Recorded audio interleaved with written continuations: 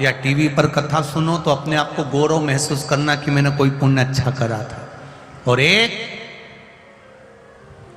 आपके घर में अगर बेटी जन्म ले ले, आपके घर में अगर बेटी का जन्म हो जाए तो अपने आप को गौरव महसूस करना कि सारे तीर्थ मेरे घर में जन्म ले लिए।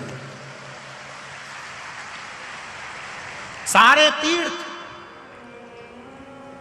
बेटी के पिता को, बेटी की माता को कभी किसी तीर्थ में जाने की जरूरत नहीं होती।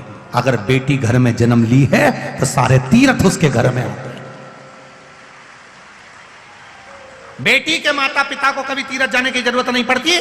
बेटी के माता पिता, जिस बेटी ने तुम्हारे घर में जन्म लिया है, बस बेटियों से एक बात कहना चाहूंगा, माता पिता के घर में बेटी जन्म लेती है तो माता पिता को तीर्थ जाने की जरूरत नहीं पड़ती। सारे तीर्थ बेटी का जहां जन्म होता है वहां आ जाते हैं। बस बेटी से एक निवेदन है कि अपने माता पिता को कन्यादान का मौका जरूर देना, कहीं गलत जगह मत चली जाए। तुम्हारे जन्म से सारे तीर्थ बेटी के जन्म से आ जाते हैं। जिस दिन बेटी का जन्म होता है उस दिन घर में सारे तीर्थ आकर विराजमान हो जाते हैं। उस माता को धन्यवाद, उस पिता को धन्यवाद जिसके घर में बेटी का जन्म होता है।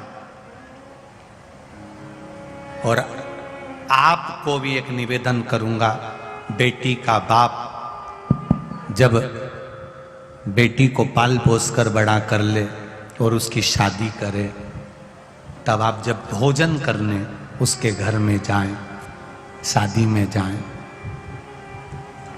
अपने आप को याद करना, 10 रुपए का पानी पतासा खाते हो, पानी पूरी खाते हो, खुद के पैसे की खाते हो तो प्लेट का पानी तक पी जाते हो।